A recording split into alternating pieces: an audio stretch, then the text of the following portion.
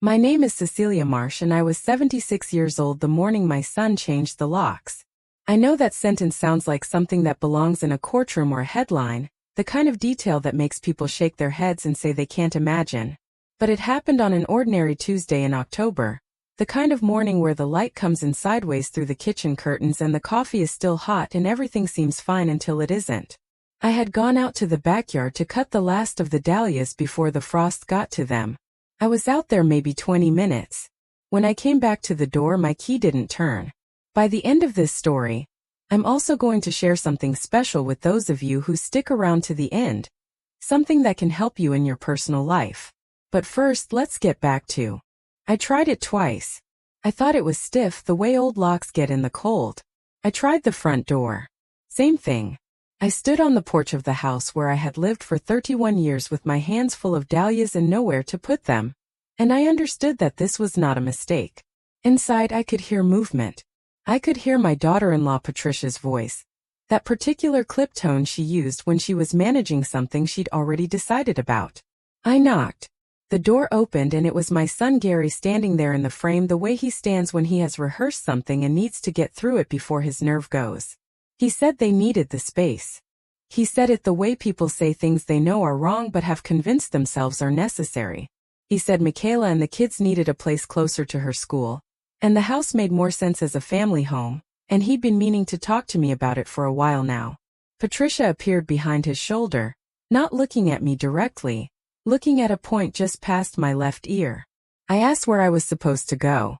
Gary said he thought I could stay with my sister Roberta in Clifton for a little while.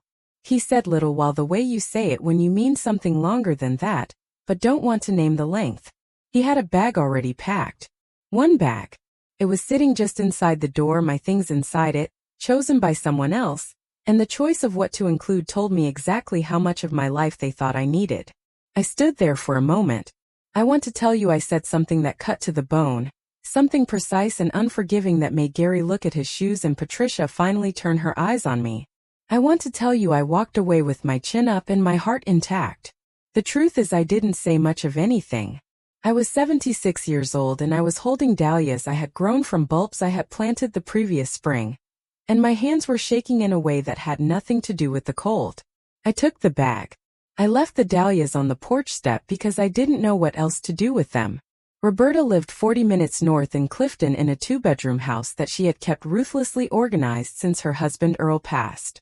She had one of those guest bedrooms that is technically a guest bedroom but is actually a storage room with a bed in it, the kind of room where the closet is full of someone else's things and you sleep with the awareness that you are temporary. She took me in without hesitation because Roberta was that kind of person. But the room was small and the walls were thin, and at night, I could hear her television through the plaster. And I would lie there going over the inventory of what I had lost. Not the furniture. Not the curtains or the good dishes or the photographs on the wall that Gary had not thought to put in the bag. Those things mattered, but they were not the inventory I meant. I meant the 31 years of ordinary mornings. The garden I had built from clay soil and stubbornness. The kitchen where I had made every birthday cake my grandchildren ever had. The particular quality of light in the afternoon when it came through the west window and fell across the table, and the way the house smelled in October when the heat came on for the first time and warmed the dust on the registers. The sense that the space around me had been shaped by my own hands and held my history in its walls. You lose a house at 76 and what you lose is not square footage. What you lose is proof that you were here. I stayed at the bus stop at the end of the block for a while. I didn't have a bus to take and no particular destination, but the bench was there and my legs had gone uncertain beneath me, and it seemed like the right place to sit while I sorted through what had just happened. A woman walked past with a stroller and looked at me briefly and looked away, the way people look at someone sitting alone on a bench with a bag at their feet, the quick assessment and the decision not to engage. I understood her reasoning. I had made similar assessments myself over the years, that brief calculation of whether a situation required you or whether it was manageable without you. I had usually decided it was manageable without me. I was reconsidering that habit. I called Daniel from the bus stop. He answered on the third ring and I told him what had happened, and there was a silence on his end of the line that was different from the silence I had heard from Gary on the porch. Gary's silences were managed. They contained preparation. Daniel's silences were genuine. The silence of a person who has just received information they don't know what to do with. He said he was going to call Gary. I said he didn't need to do that. He said he was going to call Gary anyway. I told him I was going to Roberta's and that I was fine and that I would talk to him later in the week. He said okay in a way that meant he was not okay with it but was respecting what I was telling him. That was Daniel. He respected what you told him. Sometimes that was the quality you needed and sometimes it was the quality that left you sitting on a bus. Stop bench alone. I am going to back up because you need to understand what kind of person Gary was before you can understand why what happened next happened the way it did. Gary was my youngest. I had 3 children. The oldest, my daughter Nora, moved to Halifax when her husband got a posting there, and we talked on the phone every Sunday and loved each other cleanly across the distance. My middle son Daniel ran a landscaping company in the same county and stopped by when he could and was fundamentally decent in the quiet, unspectacular way that decent people are. Gary was the one who had stayed close, stayed helpful, stayed present in a way that I had mistaken for love when some of it was something else. After his father Edmund died 8 years ago, Gary became the person who handled things. He handled the estate paperwork. He handled the conversation with the financial planner about Edmund's pension. He handled the arrangement with the plumber when the water heater went, and the conversation with the contractor when the roof needed replacing, and the renewal of the homeowner's insurance every January. I had let him handle these things because I was grieving and then because I was grateful and then because the arrangement had become comfortable. Gary handled things. That was who he was. What I had not understood until I was standing on the porch with a bag of my own possessions was that a person who handles things eventually handles everything, including you. The house had been in my name. I was clear about that. Edmund and I had bought it together in 1992. And when Edmund died the title transferred to me in the way these things do when there is a will and a marriage and no confusion about who belongs to what. My name was on the deed. I knew this the way I knew most things about my own life, with confidence and without the particular kind of suspicion that might have led me to double-check. I had not double-checked. I found out, through a phone call to an attorney named Francis Hewitt that Roberta's neighbor recommended, that Gary had filed a quiet claim deed 2 years earlier, transferring the property into a joint ownership arrangement between himself and me, and then 7 months after that, he had filed again. Francis said the second filing had completed the transfer. My name was not on the deed anymore. I sat in Roberta's kitchen while Francis talked, and I watched the refrigerator magnet that said Live Laugh Love that Roberta had bought at a craft fair in 2011, and I thought about how I had signed things. Gary had needed my signature on documents over the years, documents he explained in the way a competent person explains things to someone they consider less competent, which is to say quickly and with the assumption that the listener trusts the explainer. I had trusted him. I had signed. Frances said she could look at the filings more carefully. She said there might be a path to challenge if the original transfer had been executed under circumstances that suggested undue influence or insufficient disclosure. She said it calmly, the way attorneys say things they want you to understand without alarming you. I was alarmed anyway. She asked me how much money I had. I told her. She was quiet for a moment. Then she said she could do an initial consultation for a reduced rate, and we could see what the documents showed before making any decisions about next steps. I thanked her and hung up, and Roberta came in from the living room and looked at my face and put the kettle on. The money situation was the thing I had not wanted to look at directly, the way you don't look directly at the sun. Edmund had left a life insurance policy, not large, and a pension with a survivor benefit that came to me monthly. I had Social Security. Together these things added up to enough to live modestly, enough to cover the incidentals of a quiet life, enough so long as I did not need to pay rent or absorb any large unexpected expenses.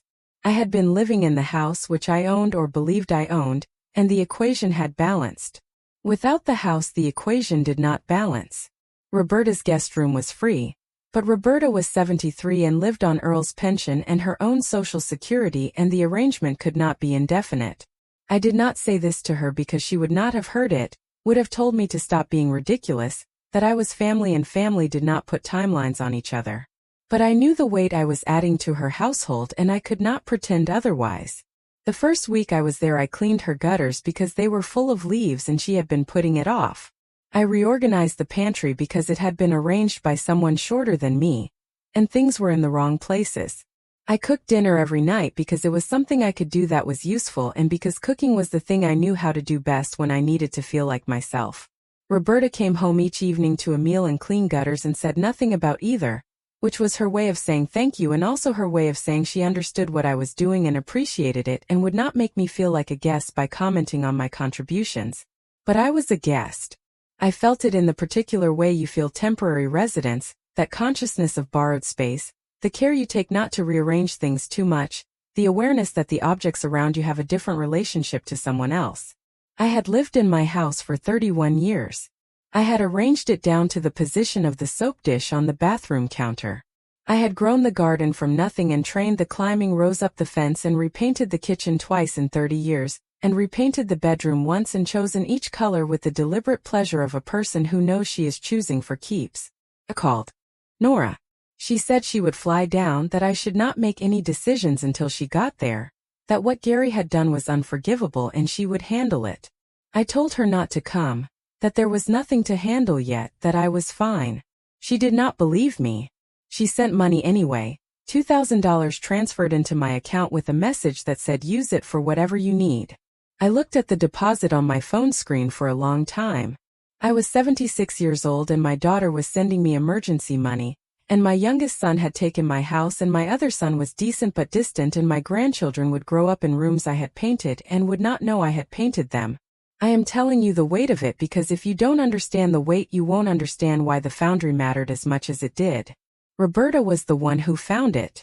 She read the local paper the way people of her generation read local papers, completely and with attention, not skimming the headlines but actually reading the classifieds and the legal notices and the community board announcements and the letters to the editor from people who were upset about the roundabout on Millfield Road. She read the paper every morning at the kitchen table with her second coffee, and she read it like it contained information that might matter. It contained information that mattered. She came to find me in the guest room on a Thursday morning, the paper folded open to the back section, the county legal notices, the column of small gray text that most people skip entirely because it looks like bureaucratic wallpaper and usually is. She set it on the bed next to me with her finger on a specific notice. County Treasurer's Annual Tax Lien Sale. The notice listed properties being offered for delinquent tax resolution. Most of them were vacant lots, a commercial property on the east side, 2 residential parcels in the township. Near the bottom of the list was an entry that read, Harwick Foundry Site 14 Furnace Road, former industrial property, 1. 4 acres, minimum bid $7.00, no utilities structure present as is. $7, I said. Roberta had that expression she gets. The one that is not quite a smile but contains the possibility of one. Nobody wants it, she said. It's been sitting on that list for 11 years.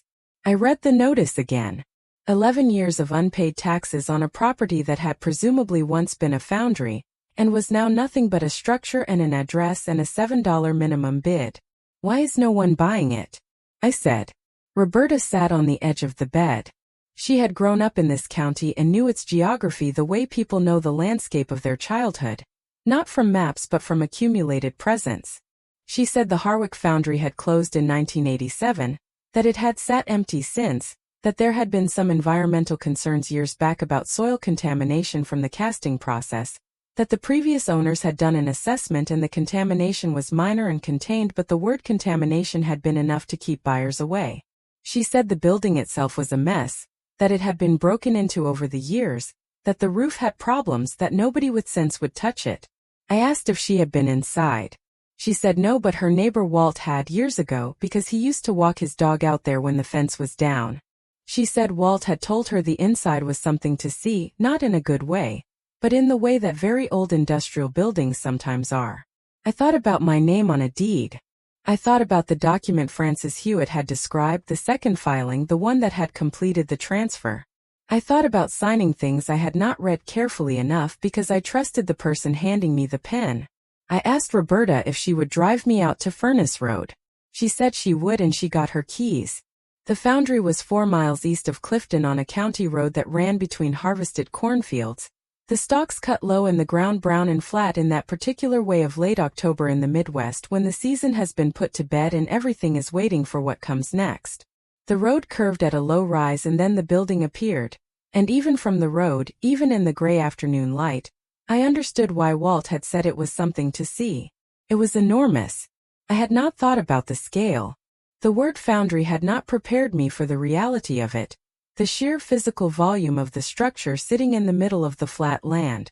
It was a long building, probably 200 feet from end to end, built of brick the color of old blood, with a series of tall narrow windows along the upper section of the walls, most of them broken, some of them boarded. The roof was a combination of corrugated metal and what had once been skylights, many of the glass panels missing or clouded over with decades of grime.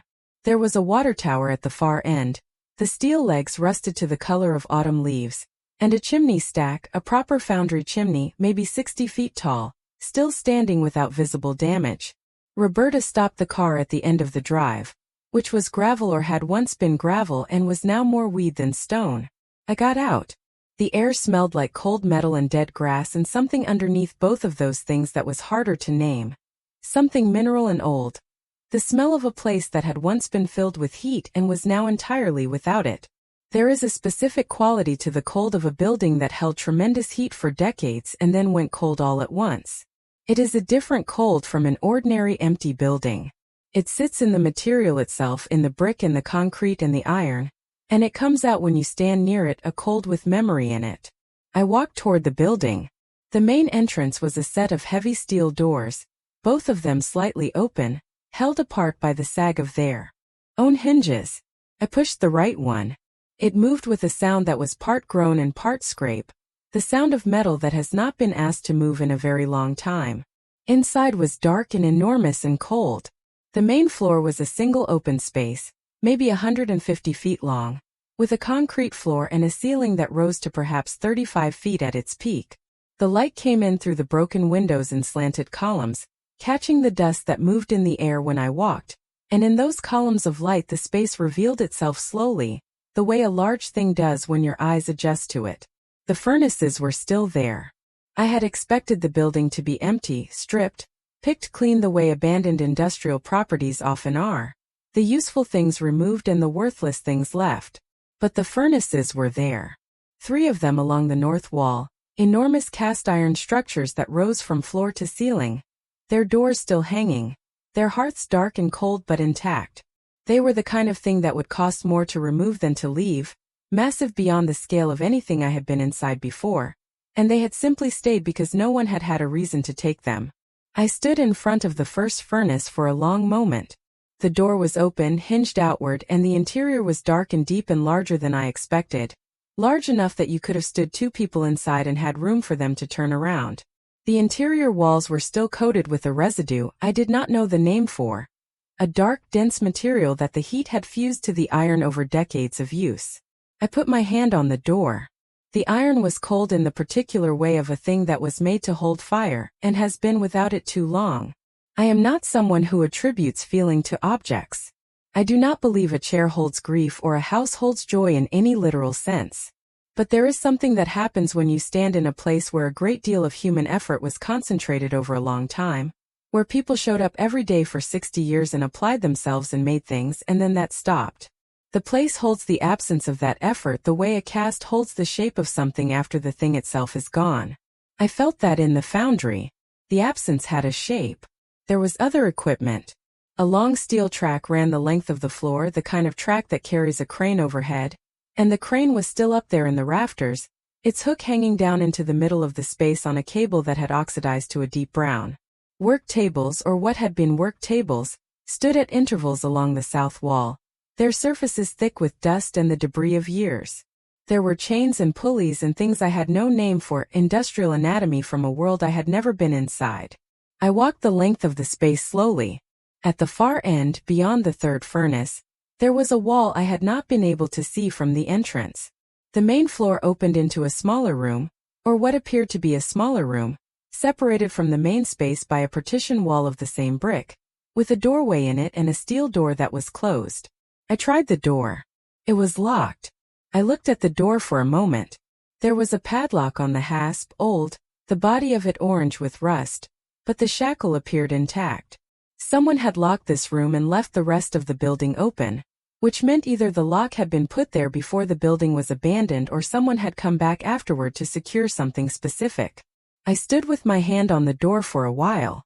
There is a kind of question that announces itself clearly and a kind of question that sits quietly at the edge of things and waits for you to notice it. The locked door was the second kind. It wasn't urgent. It wasn't threatening. It was simply present, occupying the end of the building with a patience that suggested it had been waiting for longer than I had been standing in front of it. I made a note of the door and went back out to where Roberta was waiting by the car. She had her hands in her coat pockets and her expression was the one she wears when she has been patient long enough and needs an accounting. "Well," she said. "I need $7, I said. Roberta looked at the building behind me, at the broken windows and the rusted water tower and the chimney standing against the gray sky. Then she looked at me the way she had been looking at me my whole life, across the 63 years of our sisterhood, with a combination of exasperation and understanding that only someone who has known you since childhood can manage. "You're going to tell me why," she said. "Eventually. I'm going to tell you," I agreed. The county treasurer's office was a beige building on the east side of Clifton with a waiting area that had plastic chairs and a rack of informational brochures about property tax exemptions. I went the following Monday with the $2,000 Nora had sent and a determination I had not felt in some time. The woman at the counter was named Vera, according to her nameplate, and she had the efficient manner of someone who processes an uncomplicated volume of work every day and is not surprised by much. I told her I was there about the Harwick Foundry property on Furnace Road. Vera looked at her screen. She said the minimum bid was $7 and the total delinquent tax obligation was $4,812, which would need to be satisfied to complete the transfer of a clean title. I said I understood. She said there were no other bids on record for that property cycle. I said I would like to bid the minimum. She explained the process. The tax lien sale required a deposit of the minimum bid at the time of registration, with the full tax obligation payable within 30 days of the sale's close. She said environmental disclosure had been filed with the county, that the previous assessment was on record, that the contamination findings were localized to a section of the south yard and had been rated non-acute. She said all of this in the tone of someone fulfilling a disclosure requirement, not warning me off. I paid $7. I was given a receipt and a case number and a date. I walked out of the beige building with a piece of paper and the knowledge that in 30 days, contingent on my satisfying the back taxes, I would own 4 acres of land and a 200-foot foundry building in Clifton County. I called Frances Hewitt from the parking lot. She had been working through the deed transfer documents and had found what she expected to find, which was that Gary's second filing had been executed with my signature on a document I had signed without adequate understanding of what I was signing. She said the language describing the transaction had been obscured in a block of routine language about property maintenance responsibilities, and that my signature appeared at the bottom of a page where the key transfer language was at the top, and I had likely not read it carefully. She said the phrase she used was constructive fraud. She said it carefully because it was a serious phrase, and because she wanted me to understand what she meant before she said what she was about to say next. She said that pursuing it would be a fight. She said Gary had the deed and the filing and a plausible argument that I had signed willingly. She said the burden of proof was on me to demonstrate that I had not understood what I was signing, that I had been misled, and that the transfer did not reflect my actual intent. She said this was doable but not simple and not fast and not cheap. I told her about the foundry. She was quiet for a moment. Then she said very carefully that she admired my approach. I want to be honest with you about something. I am not a person who moves fast. I never have been. Edmund used to tease me about it, gently, the way you tease someone about a quality you love and find maddening in equal measure. He said I thought about things from every angle before I acted, that I could spend 3 days considering a decision another person would make in an afternoon. He wasn't wrong. After he died, I thought about that quality of mine and decided it was not a flaw. Careful is not the same as timid. Slow is not the same as reluctant. I had simply learned over 76 years that the decisions worth making are worth making right. What Gary had done was fast. The deed transfers had been executed efficiently, without hesitation, without the long thinking I might have applied had I known what was happening. He had moved quickly because speed was his ally, because a thing done quickly looks more like routine than theft, because the person you're taking from doesn't know to pay attention to the pace. I was going to move slowly. The back taxes took most of Nora's $2,000. I called Nora and told her what I had done, and there was a silence on the line that I recognized as her trying to decide how to respond to her 76-year-old mother buying a derelict foundry with emergency money. "Mom," she said. "I know," I said. Another silence. "Tell me," she said. So I told her. I told her about the building and the furnaces and the locked room behind the third furnace and the smell of cold metal and dead grass and something underneath it all that I had not been able to name. I told her about standing in that enormous dark space with the light coming through the broken windows and columns, the dust moving in the columns, the crane hanging from the ceiling with its hook swaying very slightly in some current of air I couldn't feel. I told her about the scale of it, the way the space had required my eyes to adjust before it would reveal itself. She was quiet for a moment after I finished. Then she said, "I'm coming down." I told her she didn't need to. She said she was coming down anyway. Nora arrived on a Saturday with her husband Frank in a rented SUV and the particular energy she brings to problems she has decided to solve, which is organized and relentless and not quite the same thing as the energy I bring to problems, which is slower and more lateral. She walked through the foundry with her phone out taking photos, turning in slow circles in the main space, narrating observations I had already made and some I had not. Frank, who had done construction work in his 30s before he moved into sales, walked the perimeter of the building testing the brick with his hands, looking at the mortar lines, looking at the roof structure from what he could see inside. He said the bones were better than he expected. I asked him what he meant. He said the exterior walls were a foot thick and the brick was good, that foundry buildings were built to contain heat and pressure, and were typically engineered to a standard that outlasted ordinary commercial construction. He said the roof was the problem, that some sections had deteriorated significantly, but that the underlying structure of the ceiling appeared sound. He said the foundation, from what he could see, was intact. He stood in the middle of the main floor and looked up at the crane. "That crane is probably worth more than you paid for the building," he said. I had not thought about the crane. Nora had stopped in front of the third furnace. She was looking at the door set into the brick partition wall, the one with the rusted padlock. "What's in there?" she said. "I don't know," I said. "I haven't been able to get in." Frank examined the padlock. He said the hasp was newer than the door, that someone had installed it after the building closed, that the mounting screws were a different generation of hardware than the door hinges. He said the lock itself was a quality padlock, not the cheap kind that oxidizes solid, but a sealed body model designed to resist weather, and while the exterior had corroded, the mechanism might still function if the right key were used. "Do you have a key?" Nora said. "No," I said. She photographed the door. "We need to find out what's in there," she said. I agreed with her, which I had agreed with from the first day I saw the door. But I had also learned something over 76 years about doors that were locked on purpose. You could force them open, and sometimes that was necessary. Or you could find the person who locked them and ask them why.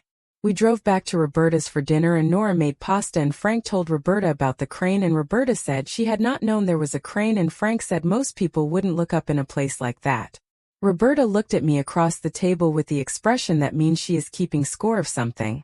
After dinner, while Frank watched football with the sound low and Roberta read in her chair, Nora and I sat at the kitchen table with her photos spread across the screen of her laptop and we talked about the building the way we used to talk about things when she was young and living at home, and we would stay at the kitchen table long after dinner talking about whatever required talking about. She asked me what I was going to do with it. I told her I didn't know yet. She said, "Mom, you bought a foundry." "I know," I said. She said it again differently, not as a question but as a statement that was trying to locate itself in the right category of fact. "You bought a foundry." I said I had been pushed out of a house I owned and I needed somewhere to be. Nora looked at me. She had Edmund's eyes, the same gray with the particular quality of attention that made you feel seen when he looked at you, and that I had not known how much I missed until I saw it in her face sitting across a kitchen table. "You're not just putting a roof over your head," she said. "No," I said. "I'm not." She was quiet for a moment. Then she opened a new tab on her laptop and started typing. "Tell me about the locked room," she said. I told her everything I had noticed. The padlock that was newer than the door. The fact that the rest of the building had been left open and unsecured. The quality of the lock, which Frank had said was designed to resist weather. The room's position at the far end of the building, beyond the third furnace, separated from the main floor by a partition wall that was the same brick as the exterior. I told her about something else I had noticed on my second visit, when I had gone back alone on the Thursday before the tax sale closed. Walked the building again in the gray afternoon light with a flashlight I had borrowed from Roberta's kitchen drawer. Before we find out what happened next in the story, I want to take a brief moment to speak directly to anyone watching who might be going through their own sudden, overwhelming transition.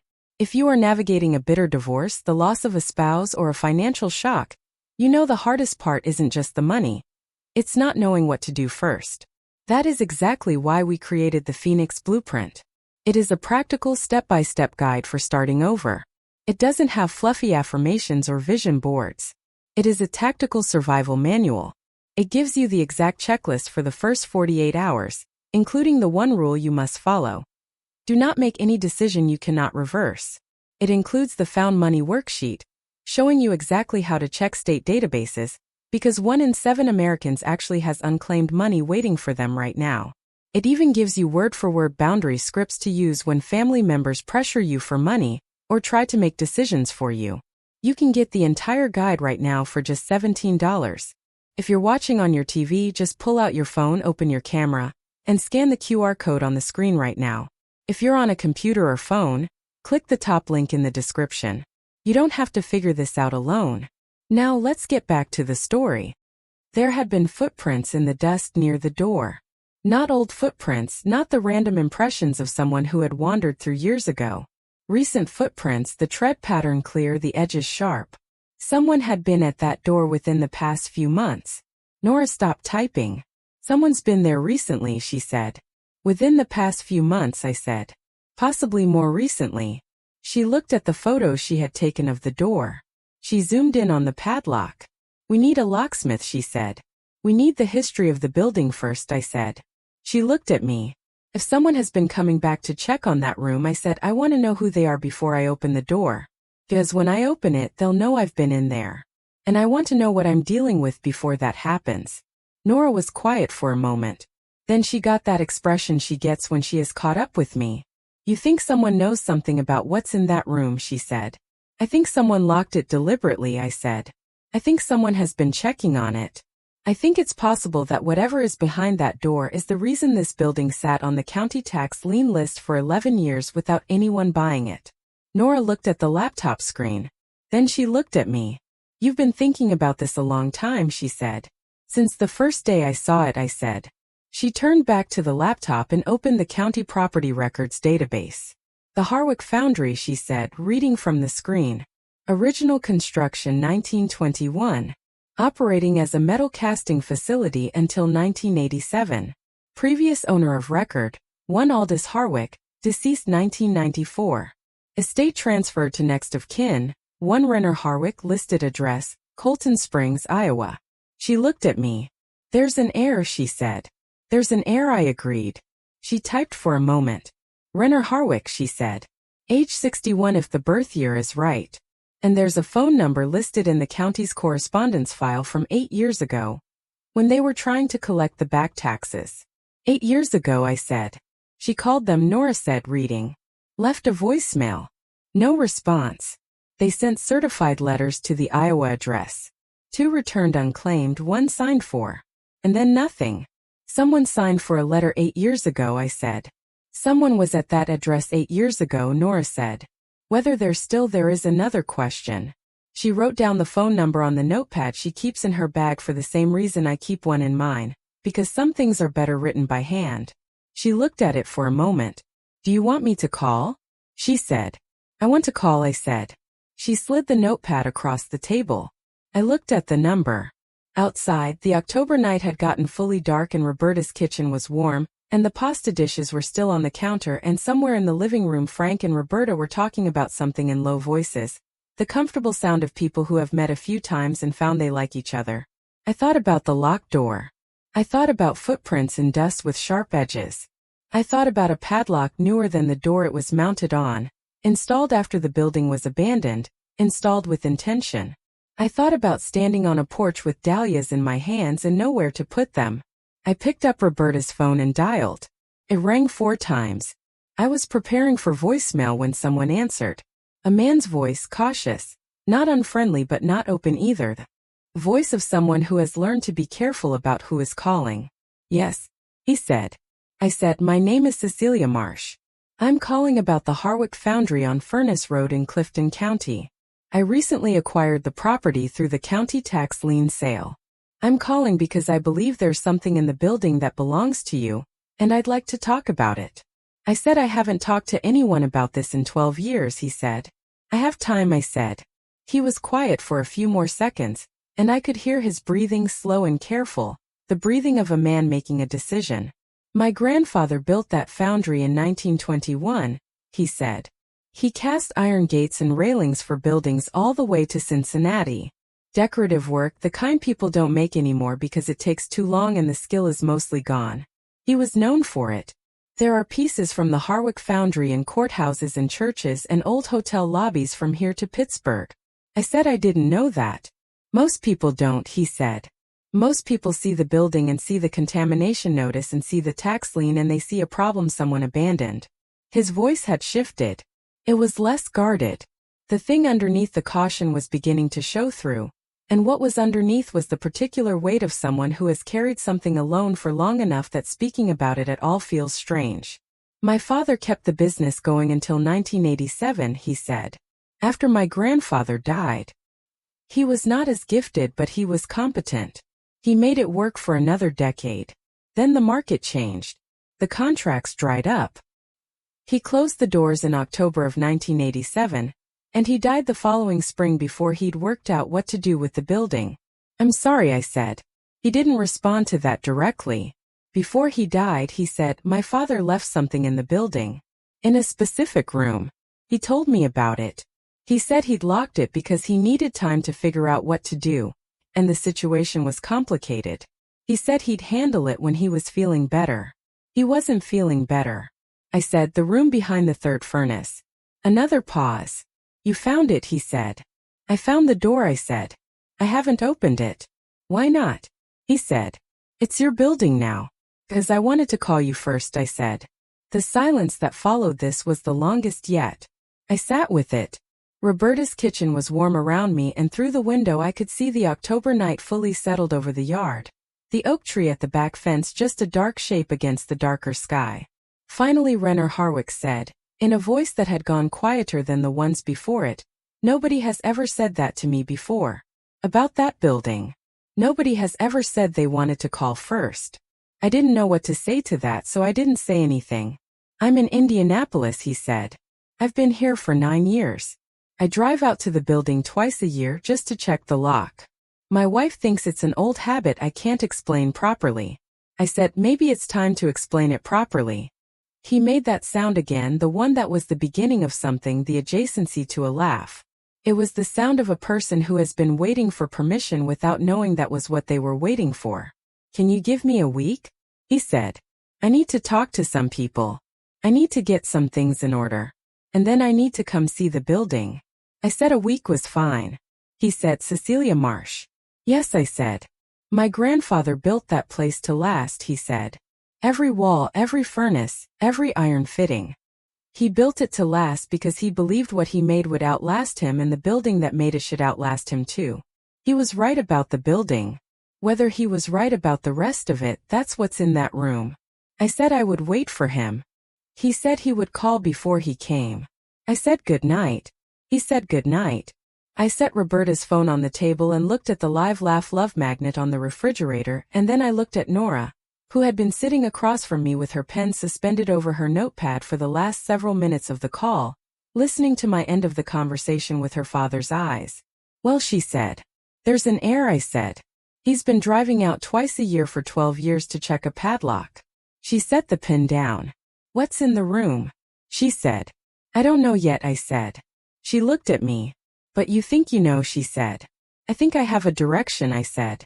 Outside Roberta's window the October night sat cold and still over the county road and the harvested fields and the flat land running east toward where a 200-foot foundry stood in the dark with its furnaces cold and its cranes still hanging from the ceiling and a locked door at the far end of the building that had been waiting, apparently, for considerably longer than 11 years. I had paid $7 for it. I had paid the back taxes and received a receipt and a case number and a closing date. My name was going onto the deed of a property that a family had built and lost and abandoned and tended at a distance for 12 years without knowing what to do with it. My name, which my son had removed from one deed with a pen and a document I had not read carefully enough, was going onto another deed for a building that most people had looked at and looked away from. I understood something sitting at that table. Not everything, not the room, not what Renner Harwick's father had locked away and why. Not what came next in the practical sense of what you do with a 200-foot foundry in a county where you have no money and no plan. But something. The house Gary had taken from me had been built on my history. 31 years of presence, of choosing the paint colors and training the rows and making the birthday cakes. The foundry had a different kind of history, one I had no part in and no claim to except the one I had just made with $7 and a piece of printer paper from the county treasurer's office. But history, I had come to understand at 76, does not require you to have been present for. It only requires you to pay attention to it, to read it carefully, to not sign things without understanding what you are signing. I was paying attention now.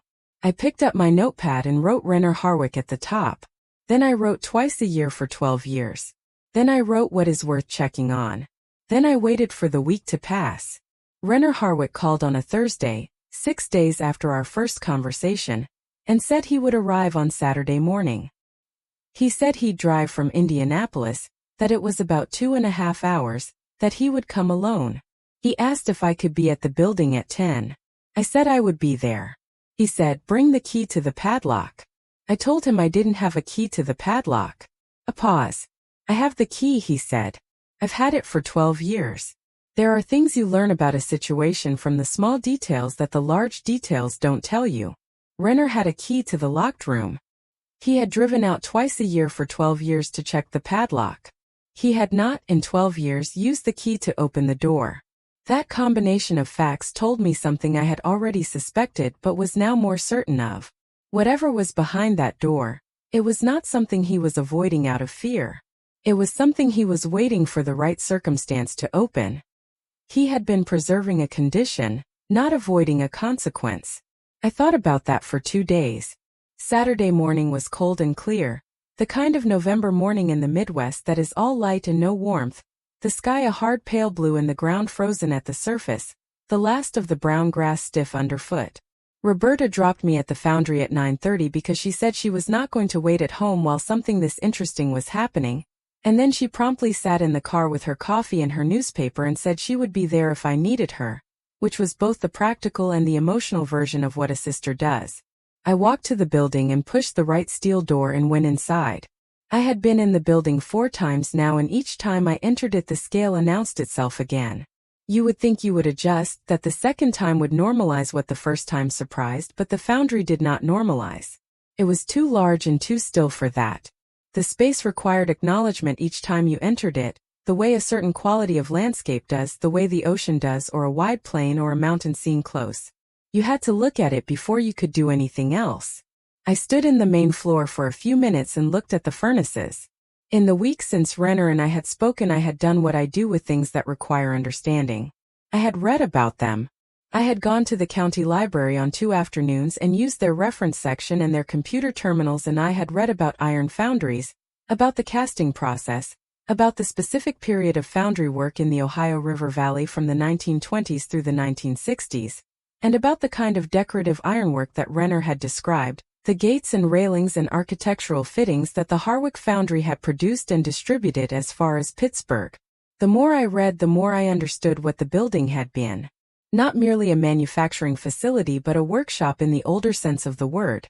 A place where individual craftsmen applied individual skill to individual pieces, where the work was not interchangeable and could not be replicated by someone who had not spent years learning it. The furnaces I was looking at had been operated by men who understood iron the way a baker understands dough. Not as a material to be processed but as a substance with characteristics and moods that experience taught you to read and work with. The crane had lifted molds that took days to prepare. The finished pieces had gone into buildings that were still standing, still ornamented with ironwork that had lasted a century, and would likely last another. I had walked the foundry 4 times without knowing any of this. Now I walked it knowing it, and the space was different, or I was different in it, which amounts to the same thing. At 9:55 I heard a car on the gravel track. Renner Harwick was 61 years old and built like someone who had done physical work for a long time. Not large but compact and deliberate in his movement, the kind of person who takes up exactly the space they need and no more. He had gray at the temples and the particular weathered quality of a face that had spent time outdoors in all seasons. He carried a canvas bag over one shoulder, and when he walked through the steel door and into the main floor, his face did what mine had done on the first visit. It adjusted, took in the scale. It acknowledged the space before it could do anything else. Then he looked at the furnaces and something in his face changed in a way I can only describe as recognition that goes deeper than familiarity. The way you look at something you have not seen in years but that was part of your earliest understanding of the world. He was quiet for a long moment. My grandfather used to bring me here, he said. On Saturdays. I was 5-6 years old. He'd stand at that first furnace and explain the process to me while my father worked. He had a way of teaching that didn't feel like teaching. He'd just describe what he was doing and let you draw your own conclusions. I said, "You grew up with this building." "I grew up in this county," he said. "The building was always here. Like the water tower and the grain elevator, it was just part of the landscape. You stop seeing things that are always there." He looked at the crane. "My father tried to sell the equipment when he closed," he said. "The furnaces were too expensive to remove. No one wanted the crane in its configuration. Most of the hand tools were sorted and sold or given away. He kept a few things that mattered to him." He said this last sentence in a way that indicated it was the approach to something, not the thing itself. I let him take the time he needed. He walked the length of the main floor slowly, the way I had walked it on my first visit, stopping at the work tables, pausing at the second furnace and looking at its interior for a moment. He did not touch anything. He moved through the space with care, as though the dust had a right to its arrangement and ought not to be disturbed without cause. At the third furnace he stopped longer.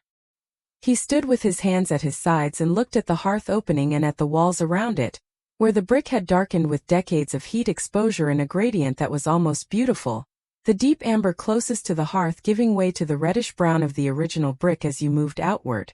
"My grandfather used this furnace for the most detailed work," he said.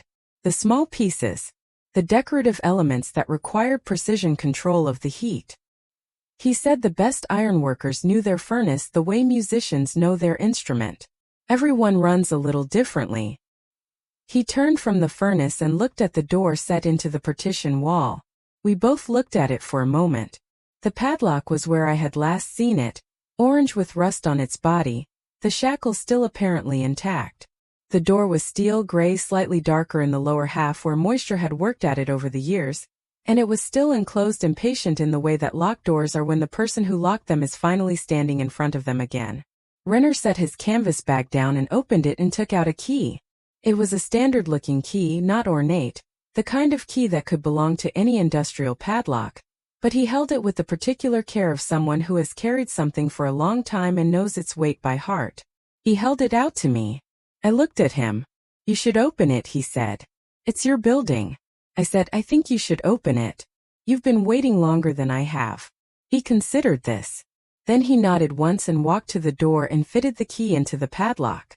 The lock resisted for a moment. Then it turned. He lifted the shackle free of the hasp and hung the open lock on a nail in the doorframe that appeared to have been put there specifically for that purpose, which told me that someone at some point had expected to open this door and had prepared for it with that small particular forethought. He put his hand on the door handle. Then he looked back at me once, the way a person looks when they are about to do something they have been not doing for a long time and want a witness to the moment of change. He opened the door. The room was dark. Renner reached inside the frame and found a light switch, the old toggle kind, and flipped it. Nothing happened. He took a flashlight from his canvas bag and swept it across the interior. I stepped up beside him and looked. The room was perhaps 30 feet deep and 20 wide. The same brick walls as the rest of the building, the same concrete floor. It was dry, which surprised me given the state of the building's roof. The air was cool and still and had the particular quality of air in a sealed space. Not stale exactly but complete, self-contained, like the air in a room where nothing has happened for a long time and nothing has been lost from it either. Along the right wall, floor to ceiling, were shelving units built from iron pipe and planks. The shelves held objects. Dozens of them. Hundreds perhaps, it was hard to tell in the beam of the flashlight. They were wrapped individually in canvas, the wrappings tied with waxed cord, and they had been placed with care, each one touching the shelf and not its neighbors, with a deliberateness that suggested someone had thought carefully about placement. Along the left wall were flat wooden drawers, the kind used in architects' offices or print shops, built into a frame that ran the length of the wall. Above the drawers, pinned to the brick in a row, were what appeared to be technical drawings, large format sheets covered in pencil lines. The ink in some places faded but the lines themselves still clear. In the center of the room on a heavy work table, was a single object that had not been wrapped. It was a casting of iron perhaps 18 inches tall, in the form of a gate-post finial, and it was unlike anything I had seen. The design was intricate beyond anything I would have associated with industrial production. A spiral of leaves and vines wound around a central column, each leaf individually shaped, the veining visible at the edges, the whole thing finished to a smoothness that the flashlight caught as a kind of warm gleam in the cold air. Renner stepped into the room. He moved to the shelving and gently lifted one of the wrapped objects and set it on the work table beside the finial and untied the waxed cord and folded back the canvas. Inside was another casting, a section of railing perhaps 2 feet long, with a repeating pattern of forged flowers, each one distinct from its neighbors, none of them mechanically reproduced. He set it down and unwrapped a second piece. A door hinge ornate, its surface worked with a texture I had no name for. Not smooth and not rough but something that caught the light and held it. He set the hinge beside the railing and stood back. My grandfather's work, he said. The pieces he kept. The ones he wouldn't sell and wouldn't give away. The ones he brought here over the years and put in this room because he said they belonged to the building and should stay with it. I looked at the shelves. The rows of wrapped objects extending into the dimness beyond the flashlight's reach. How many pieces? I said. He was quiet for a moment. My father's inventory said 312, he said. When he sealed the room in 1987. He'd been adding to it for 40 years since the mid-1940s. He said it started because he made pieces that no buyer had ordered, work he did in the early mornings before the production day began, pieces that were for himself to see what he could do. And then it became a practice, a thing he kept doing. I thought about that. A man coming to his foundry in the early mornings, before the contracted work began, and making things purely for the practice of making them and keeping them, not selling them, not giving them away, putting them in a room behind the third furnace for 40 years. I said, "What's in the drawers?" Renner moved to the flat files and pulled the top drawer open. Inside, laid flat, were drawings. Not technical specifications but something between art and documentation, pencil drawings of each piece in the collection, rendered in precise detail, front and back and side, with handwritten notes in the margins about the alloy, the technique, the date. He pulled a sheet from the drawer and held it in the flashlight beam. The drawing was of the railing section he had unwrapped, and the rendering was so detailed that you could see the individual petals of each flower, the variation in their shapes, the way the stems curved. My grandfather drew every piece, Renner said. He said the drawing was part of the making, that you didn't fully understand what you'd made until you'd drawn it from every angle. He put the sheet back and slid the drawer closed. Who knows about this room? I said. He was quiet for a moment. My father knew, he said. My grandfather knew. I knew from the time my father told me. I was 32 when he died and he sat me down the week before and explained the inventory in the room and the key and what he wanted. He said he'd been trying to work out what to do with it for years. He said it was complicated. Why complicated? I said. Because it was valuable, he said. And he was afraid of what valuable does to things. He said this simply without elaboration, but I understood what he meant. I had seen what valuable did to things. I was living in my sister's guest room because of what valuable had done to a house. How valuable? I said. He looked at the shelving and then at the work table where the finial and the unwrapped pieces sat. There was an appraiser, he said. A man from the Midwest Decorative Arts Institute, who found out about the collection about 15 years ago, when someone mentioned it to a colleague who mentioned it to him. He contacted my father. My father showed him the inventory list, the drawings, a few photographs. He didn't show him the room. The appraiser wrote a letter with a preliminary assessment, a range he said was conservative, based on the documentation alone. He reached into his canvas bag and took out an envelope and held it without opening it. I haven't shown this to anyone, he said. I haven't talked about it to anyone. After my father died and the building went into tax default, I just kept paying for the certified mail to sit unread and driving out twice a year to check the lock. He held the envelope out to me. I said, why? He said, because I didn't know who to trust with it. Because every person I thought about telling, I could see what would happen next. The lawyers, the appraisers, the dealers, the people who would look at 312 pieces of my grandfather's work and see a transaction. He looked at the finial on the work table. My grandfather made those pieces, he said, because making them was the truest thing he knew how to do. Not for money, not for a buyer.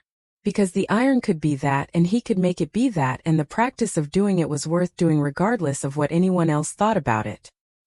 He made them and put them here and said they belonged to the building. He looked at me. And then a 76-year-old woman I'd never spoken to bought the building for $7 and called me before she opened the door, he said.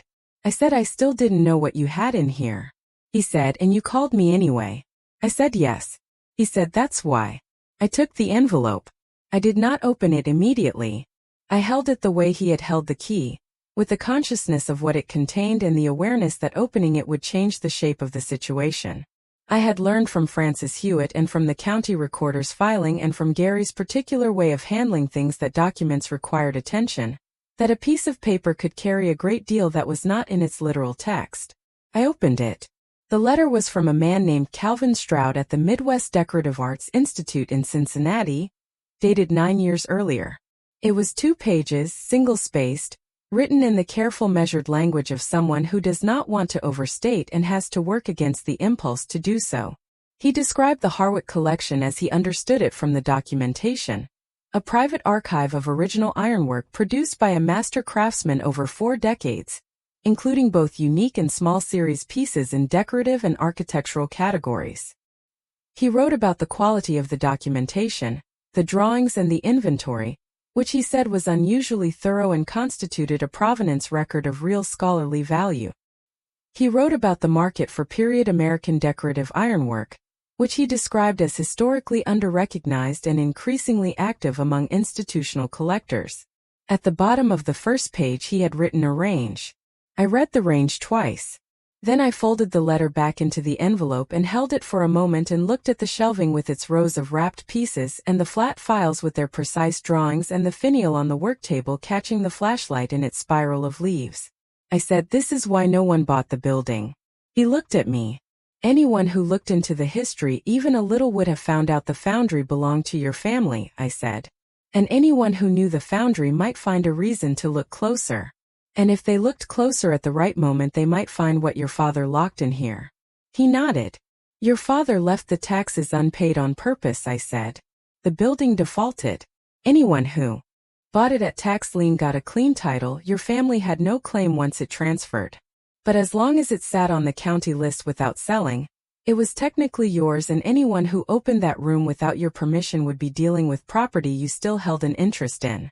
He said, my father was not a sophisticated legal thinker, but he was a man who understood that sometimes the best protection is the one that works without anyone knowing it's there. I thought about my own father, who had been a grain farmer and a quiet man and who had told me once that the most important agreements were the ones where both parties understood so clearly that no paper was needed. He had not meant it as advice. He had meant it as an observation about trust. I had lived my life extending that kind of trust and it had mostly served me well, and once in the matter of Gary and the deed it had not. The difference I was beginning to understand was not in whether you extended trust. The difference was in whether the person you trusted was the kind of person who held it carefully or the kind who filed it away for later use. We stayed in the room for 2 hours. Renner opened more of the wrapped pieces, laying them on the work table in sequence, and I looked at each one. The variety was wider than I had expected. There were small decorative pieces, finials and rosettes, and the kind of ornamental details that go at the tops of gates and corners of railings. There were larger structural elements, sections of fence and railing and stair balustrade, each piece individual in its design. There were some that were purely artistic, no functional application, forms that seemed to exist simply to test what iron could be made to do in the hands of someone patient enough to ask it. I opened the flat file drawers one by one and looked at the drawings. Each one was dated in the lower right corner in a small firm hand, and as I moved through the drawers the dates progressed from the mid-1940s through the 1970s and into the early 1980s. The drawings from the early period were confident and spare. The ones from the middle years were more complex, the detail more elaborate, the margins more densely annotated. The ones from the later years, the 1970s and early 1980s, had a quality I could only describe as the work of someone who had exhausted what could be accomplished by effort and had arrived at something else, some deeper economy of line and form that seemed to know exactly what it needed and nothing more. The last dated drawing in the final drawer was from September 1986, 13 months before the foundry closed. I stood at the open drawer looking at it for a long time. Renner was across the room rewrapping a piece he had opened, tying the waxed cord with the automatic care of someone who has handled things this way often enough that it has become habit. Your grandfather stopped making these pieces a year before the foundry closed, I said. He stopped when his hands stopped, Renner said. He had a tremor in the last year or two. He could still oversee the production work. He couldn't do the fine work anymore. I thought about tremor and fine work, and the particular heartbreak of a craft that requires the body to cooperate. What happened to him? I said. He was 81 when the foundry closed, Renner said. He died 3 years later in 1990. He never came back to the building after the closure. My father said he didn't want to see it empty. I understood that. I did not say so because it would have required explaining more than I wanted to explain about dahlias and a bag packed by someone else and the particular quality of light in the afternoon through a west window that was no longer mine. I closed the drawer. We need to talk about what happens next, I said. Renner had finished rewrapping the piece and was standing at the work table looking at the finial that had been left uncovered, the one that had been sitting on the table when we entered the room, placed there by his father 40 years ago as though it were waiting for someone to come and look at it properly. He said, "What do you think happens next?" I said, "You need an attorney and a proper appraisal and a decision about what you want to do with the collection.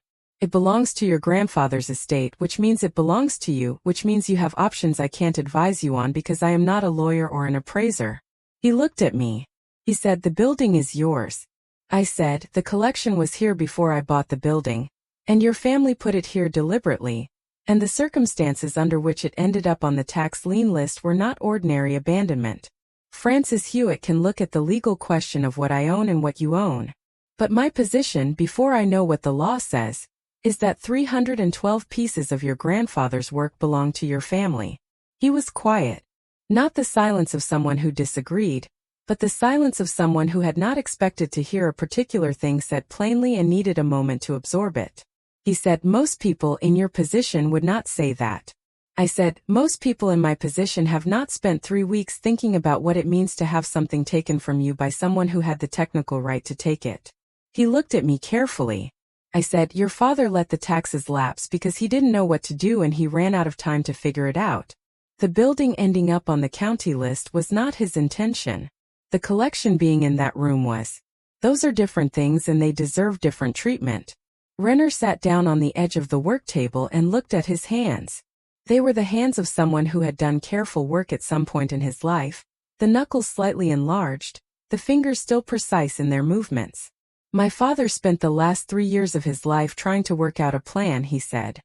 "He wanted the collection to go to an institution that would keep it together. He didn't want it scattered. He didn't want the pieces separated and sold individually, and installed in buildings where no one would know their origin. He wanted them to stay together the way they had been made, as a body of work rather than individual objects. He contacted a few museums. He got polite responses and no commitments. He paused. He ran out of time before he found the right answer, he said. And I inherited the question along with the key. I said, 12 years is a long time to carry a question. He said, it is. But I learned something from my grandfather about patience. He said the piece that you rush is always the piece you regret. Not because it fails, sometimes the fast work is technically fine, but because you know you didn't give it what it deserved. I said, what does this collection deserve? He looked at the shelving. To be seen, he said, by people who understand what they're looking at. To be documented properly, beyond the drawings my grandfather made. To stay together. Those are the things my father wanted and I want them too. He looked at me. I said, those are things that take time to arrange. He said, yes. I said, you have time now. So do I. He was quiet for a long time. Then he said something I had not expected. He said, my grandfather used to say that the iron knew the difference between a person who worked with care and a person who was just working. He said the metal understood attention. He didn't mean it mystically. He meant that the quality of your attention showed in the result, and couldn't be faked regardless of skill. He looked at the finial. You've been attentive, he said. To this building. To me. To the situation.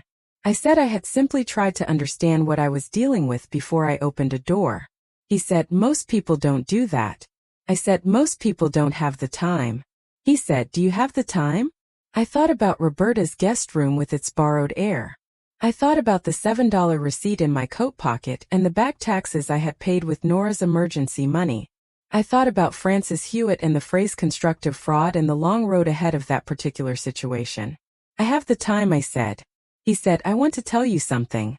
About why I've been coming out here twice a year. He paused, arranging his words the way the drawings had been arranged, with care and precision.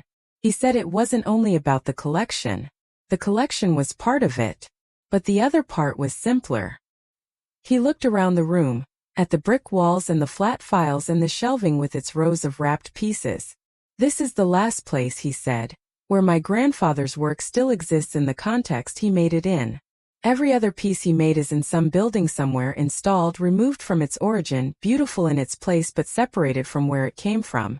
These pieces are still here. In the building where they were made. With the furnace that made them 15 feet on the other side of that wall. There's something about that continuity that matters.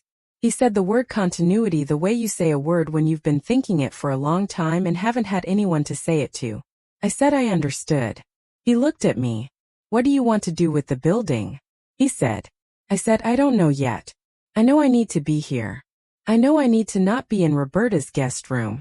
He said, is that why you bought it? Because you needed somewhere to be? I said, that was the immediate reason. I'm finding the other reasons as I go. He looked at the finial and then at the shelving and then at me. He said, my grandfather would have liked you. I said I didn't know about that. He said, he liked people who paid attention. He liked people who didn't move before they understood what they were moving toward. He said the greatest waste in any craft was the person who had the skill and not the patience, because skill without patience only makes things faster, not better.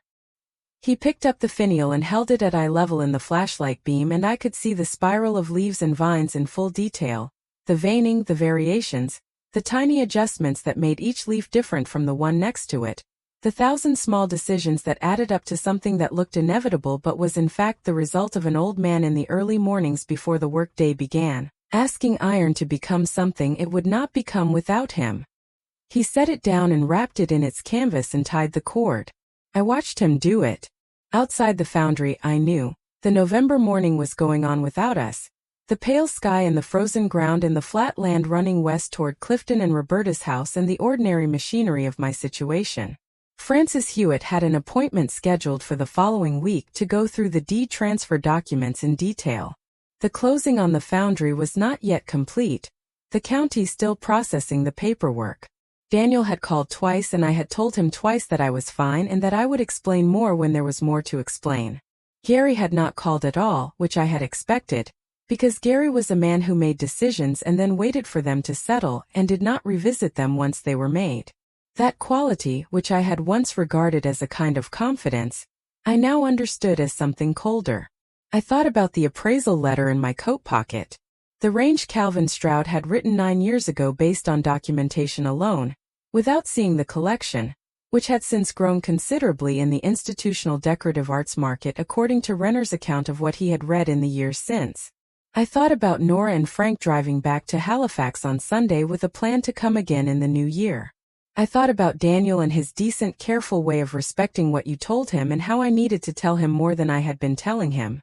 I thought about the photograph of Edmund I kept in the bag Gary had packed, the one from 1988 where he was standing in the yard of the house we had not yet bought, looking at something past the camera's frame with the particular quality of attention he brought to things he was seriously considering. Edmund had been a thoughtful man.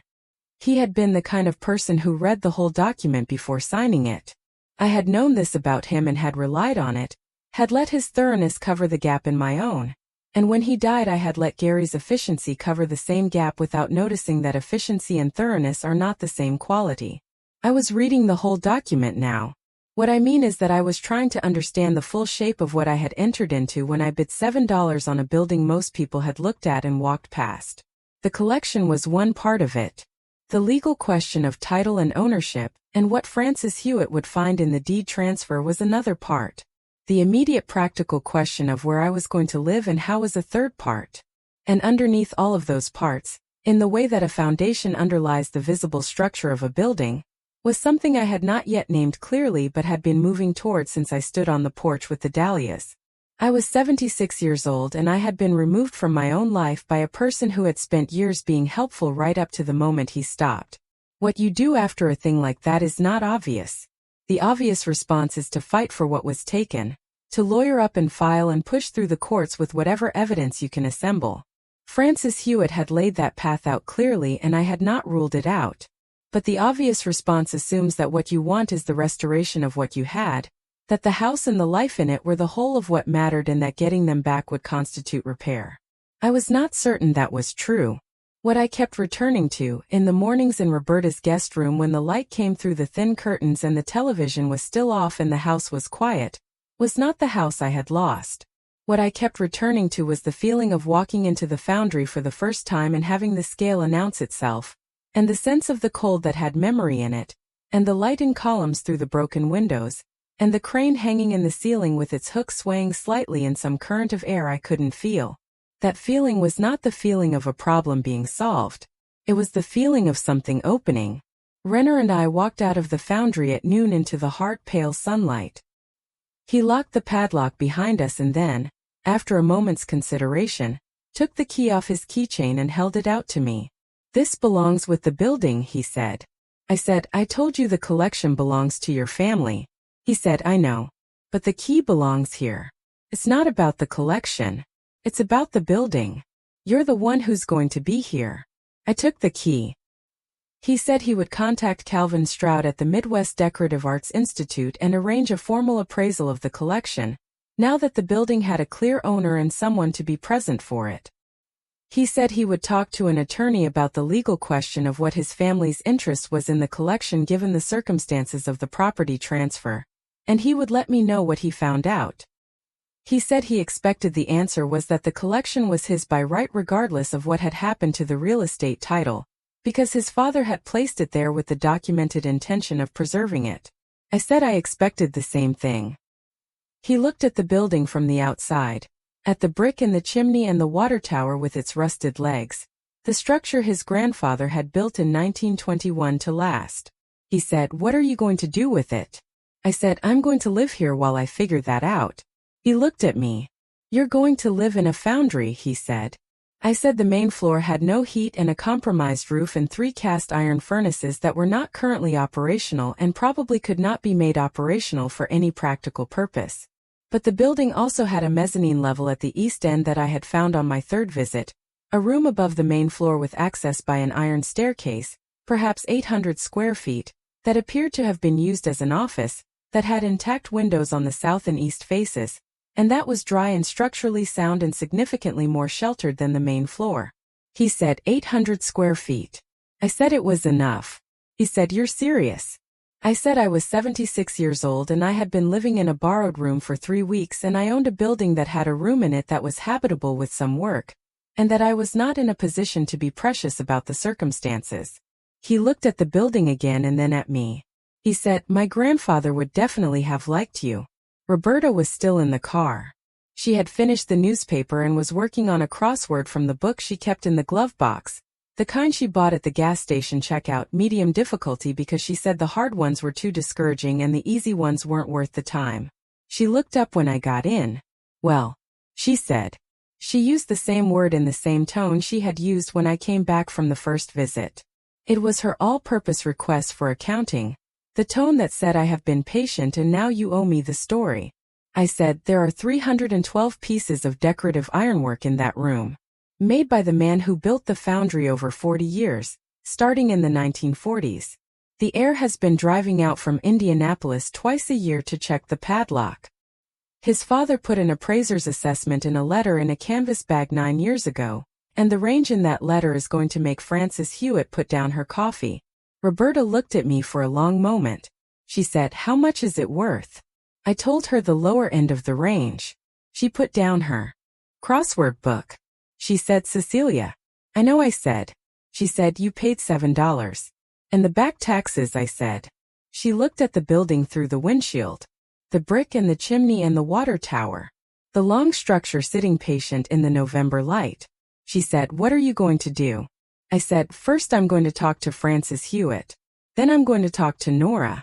Then I'm going to find out if the upstairs room in that building has any heat." She said, "It's November." I said I was aware of that. She started the car.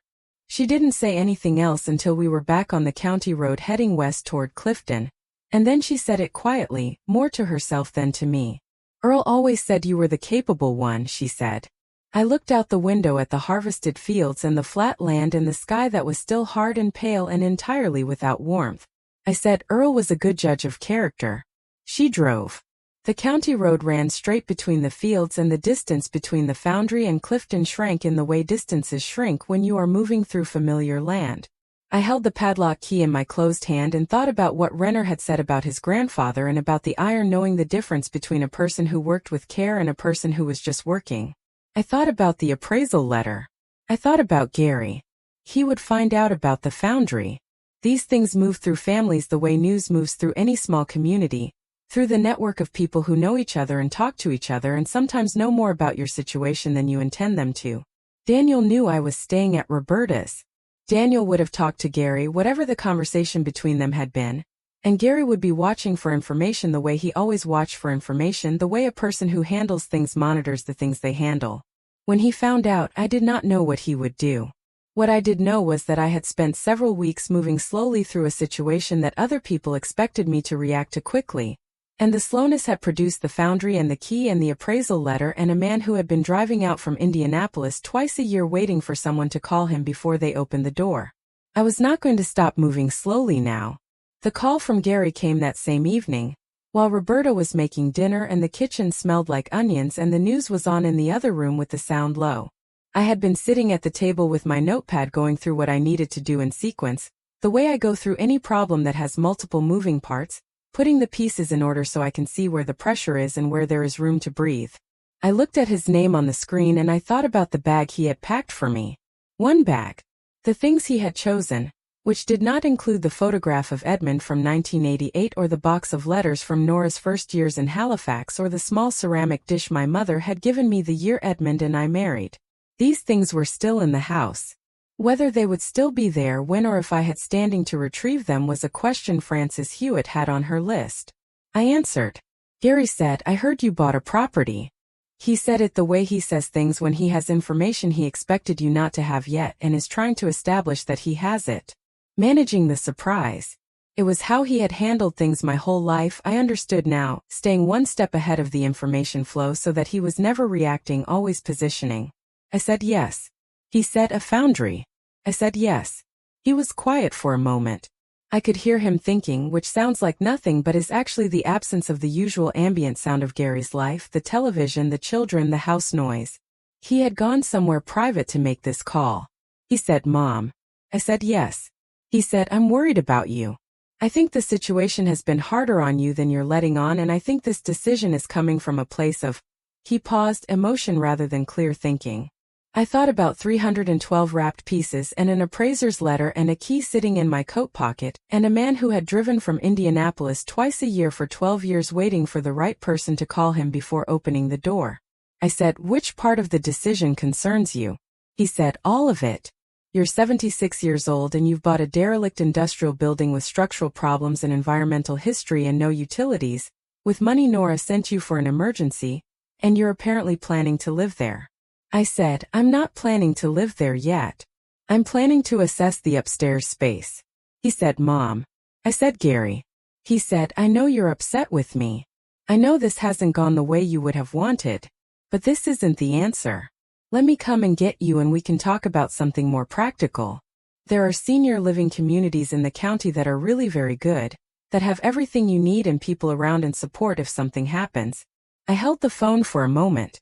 I said, "I will tell you what Frances Hewitt tells me when she has finished looking at the deed documents, and then we will talk through the appropriate channels, which means our respective attorneys. Until then, what I'm doing with my own resources is my own business." The silence that came back was different from the ones before it. Not the silence of calculation this time. Something more fundamental. The silence of a person who has just understood that the thing they expected to manage has developed characteristics they did not account for. He said, "You hired an attorney." I said, "I did." He said, "For the property purchase?" I said, "Among other things." He did not respond for a moment. Then he said, "Mom, I just want to make sure you're okay." I said, "I know that's what you want to believe about yourself." I said it without heat, without the satisfaction that sharpness can provide when it lands. I said it the way you state a fact you have arrived at after considerable thought. He hung up. Roberta put her head into the kitchen from the hallway. She had heard enough of my end of the conversation to know. "Gary?" she said. I said yes. She looked at me for a moment. Then she went back to the stove. "Senior living communities," I said. I heard her make a sound that was not quite a word.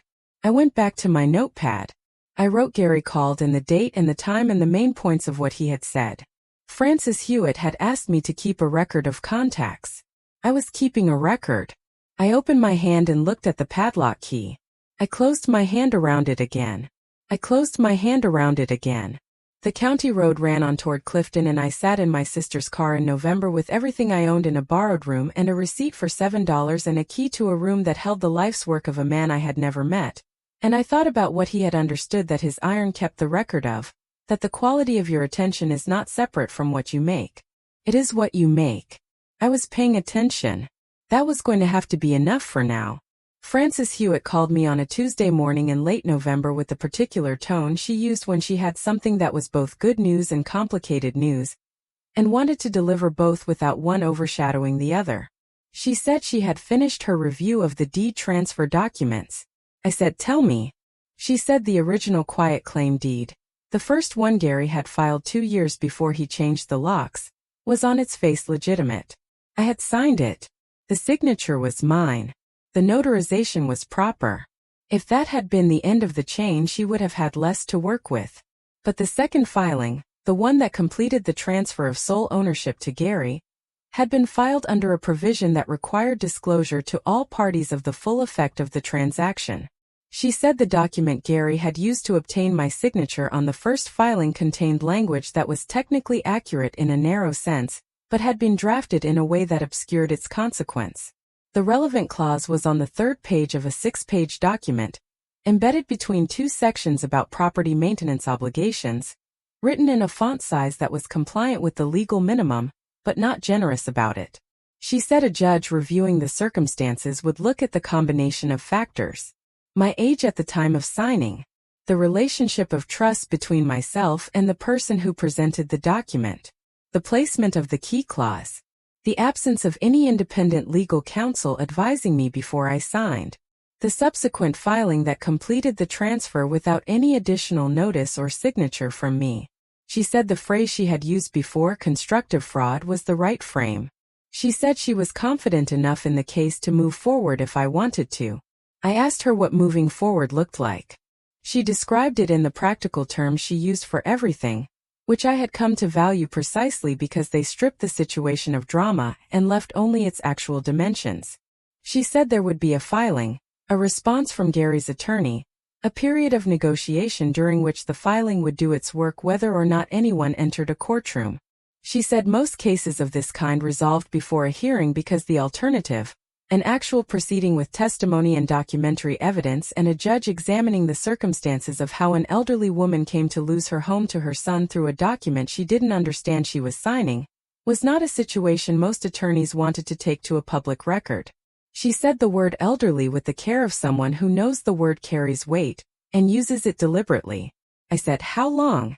She said 6 months to a year for resolution. Possibly faster if Gary's attorney recognized the situation clearly and moved toward settlement without requiring the full process. I said, what does settlement look like? She said it could take several forms. Return of the property. Monetary compensation in lieu of the property. Some combination. She said it depended on what I wanted and what Gary was willing to do once the legal reality of his position was made clear to him. I thought about the house on its street and the garden and the west window and the quality of light in the afternoon. I thought about the climbing rows trained up the fence that would need cutting back before spring, and whether Gary or Patricia would know to do that or whether they would let it go until it became a problem. I said I would think about what I wanted and call her by the end of the week. She said take the time you need. I took 3 days. What I understood by the end of those 3 days was something I had been moving toward without quite naming it since the morning I stood on the porch with the dahlias. I had lived in that house for 31 years and I had loved it in the way you love a place that holds your history, but the history and the house were not the same thing. The history lived in me. It would go where I went. The house was a structure on a street in a county I had lived in my whole adult life. And the question of whether I wanted it back was separate from the question of whether I wanted the life I had been living in it. I called Frances and told her I wanted the property returned, but that I also wanted to be realistic about the timeline, and not have the legal matter prevent me from moving forward with my own situation in the meantime. She said that was sensible. She said she would file and keep me informed. The mezzanine room at the east end of the foundry was 42 feet long and 22 feet wide, which I knew because I had measured it myself on my 5th visit with a tape measure I had borrowed from Daniel, who had come out to look at the building on a Sunday in late November and stood in the main floor with the same expression Nora and Frank had worn, the one that moves through surprise into something more considered. Daniel was a practical man. He was a landscaper by trade, but he had grown up watching his father maintain an old house, and he had a working knowledge of structures, of what a roof problem meant and what a foundation problem meant, and which of those two things you could address progressively and which required immediate attention. He walked the perimeter of the building twice and looked at the roof from every angle he could find and climbed the iron staircase to the mezzanine room and stood at its south-facing windows for a long time. He said the exterior walls were not going anywhere. He said the roof over the main floor was the problem, several sections compromised, water had gotten in over the years, but the damage was to the roof itself and not to the structural elements beneath it. He said this was the distinction that mattered. A bad roof was expensive. A bad roof that had damaged the frame beneath it was a different and more serious problem. Here it was the former. He said the mezzanine room itself was in better condition than he expected. The roof above it was a separate pitch from the main floor roof and had held better. The windows were single pane and old but intact. The floor was sound. There was a cast iron radiator along the north wall that was connected to a heating system that was not currently operational but whose components, he said, appeared to be intact rather than absent. He stood in the mezzanine room and looked at the south windows. These windows get the afternoon light, he said. I said I knew. He said, you've already decided. I said I had decided provisionally and was looking for reasons to revise. He looked at me with the expression Edmund used to use when he recognized that I had made a decision and was performing consultation rather than actually consulting. He said, what do you need for it to be habitable? I said, heat, water, and a working toilet. He said there was a bathroom at the end of the mezzanine that he had looked at briefly. He said the plumbing was old but complete. He said getting the water connected was a matter of turning the main back on and seeing what held and what didn't. He said the heating system could probably be brought back with attention from someone who knew old cast iron radiator systems. He said he knew a plumber and a heating contractor. I said I wasn't asking him to handle things. He looked at me. He said, I know you're not. I'm offering. Those are different. I understood the difference. I had spent 2 months relearning it. I said, all right. He made the calls that week. The plumber came on a Thursday and spent 4 hours in the building and said the main supply line was intact and 2 of the branch lines in the mezzanine bathroom had minor issues that could be repaired in a day's work.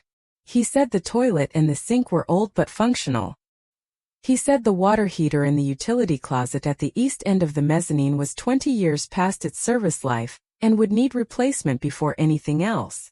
The heating contractor came the following Monday and looked at the radiator system for a long time without speaking, and then said it was a 2-pipe steam system from the mid-1960s, that the boiler in the basement level was original and no longer safe to operate, but that the distribution piping and the radiators were in better condition than they had any right to be, and that a modern replacement boiler connected to the existing system would heat the mezzanine room efficiently given its brick walls and the thermal mass they represented. He quoted me a number for the boiler and the plumbing repairs together. I called Nora. Nora said she had been expecting the call and had already discussed it with Frank, and they wanted to cover the cost as a practical matter while the legal situation with Gary worked its way through. She said it was not a gift or a rescue, it was a loan with no timeline and no interest, the kind of loan that exists between people who are certain the relationship is more durable than the money. I said I was not comfortable with that. She said she knew that and it was also what was going to happen. I thought about the photograph of Edmund from 1988 still sitting in the house on the street where Gary and Patricia were now living, in a room they had not packed into the bag. I thought about Nora in Halifax knowing about that photograph and not saying anything because she was giving me the space to handle things in the order I needed to handle them. I said thank you. She said don't thank me. Tell me what the room looks like when it's warm. The work took 3 weeks. The boiler went in on a Wednesday and by Friday the radiator on the north wall of the mezzanine room was warm to the touch for the first time in decades. I was there when Daniel bled the system and the air hissed out of the valve and the water found its way through the old pipes and the heat began. I put my hand on the radiator and felt the warmth spreading through the iron and thought about the furnaces 15 feet below in the main floor, cold for 37 years, and the radiator warm after the same interval, and the way a building holds its history in its materials, in what was built into it and what was never removed. I moved into the mezzanine room on a Saturday in December. What I moved was not much.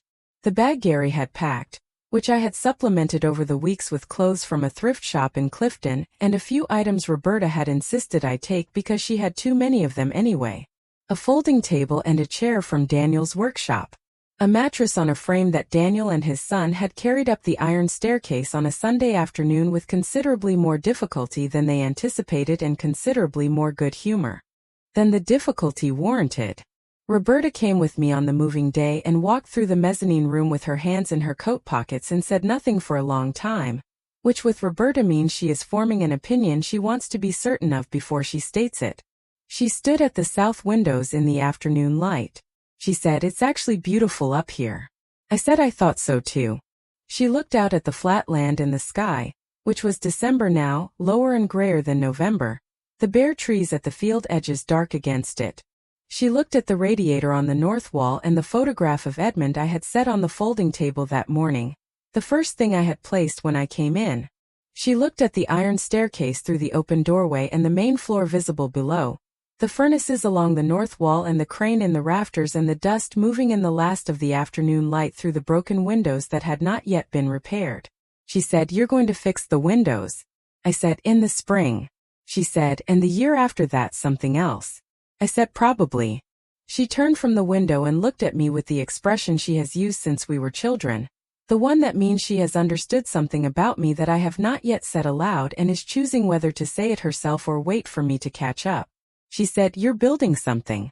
I said, "I think so." She said, "Earl always said you were the capable one." I said, "Earl was a good judge of character." She drove home and the building settled into its first December evening with me in it, the radiator ticking on the north wall and the south windows going dark and the photograph of Edmund on the folding table in the last of the light before I turned on the lamp I had brought from Roberta's spare room, the small one with the green shade that had belonged to Earl, and that she had pressed on me the morning I moved out because she said the mezzanine room needed a warm light. I sat at the table in Earl's lamplight and wrote in my notepad and listened to the building hold itself around me in the cold. I thought about Earl, who had been a quiet and capable man with a truck. He kept very clean and a tendency to show up when things needed doing without being asked. I had known him for 40 years and missed him on Roberta's behalf in the general way you miss a good person who is gone, and on my own behalf in the particular way you miss someone who would have known exactly what to do with a 200-foot foundry and 3 cast iron furnaces. Calvin Stroud from the Midwest Decorative Arts Institute arrived in January with 2 colleagues. A woman named Dr. Adiz Okonkwo, who specialized in American industrial craft history, and a younger man named Pierce who handled documentation and photography. They came on a Tuesday, a clear cold morning with the kind of winter light that makes everything look both stark and precise, and they spent 3 days in the building. Renner had arranged the visit. He had called Calvin Stroud the week after our conversation at the foundry and explained the situation, the change in building ownership, the collection still intact, a new owner who was cooperative and present and had agreed to provide access for a formal assessment. Calvin Stroud had called me the following day with a voice that was trying very hard to be professionally measured and not quite succeeding, which I understood, because the collection was the kind of thing that made professional measurement difficult. I was there for all 3 days of the assessment. I watched Dr. Okonkwo move through the collection the way she moved through it, which was slowly and with a quality of attention I recognized because it was the same quality I tried to bring to things that mattered. She unwrapped each piece herself by hand, one at a time, setting it on the work table and looking at it from every angle before she said anything. She read my grandfather's drawings, as she had begun calling them though they were not her grandfather's, with the flat files open in sequence, comparing the drawings to the pieces they documented, noting the dates, noting the progression of the work across 4 decades. On the second day she stopped in front of the shelving for a long time without touching anything and then turned to me and said something I was not expecting. She said, "This is an archive." I said yes. She said, "Not a collection in the commercial sense. An archive. A sustained act of documentation across 40 years. The work itself and the record of the work together. That combination is what makes it extraordinary. Either one alone would be significant. Together they constitute something genuinely rare in the history of American craft." She said the word genuinely with the particular care of someone who uses words precisely and means exactly what she says. Pierce documented every piece over the 3 days, photographing each one from multiple angles against a whiteboard he had brought in a case, cataloging the dimensions and the alloy markings and the condition notes in a database on his laptop.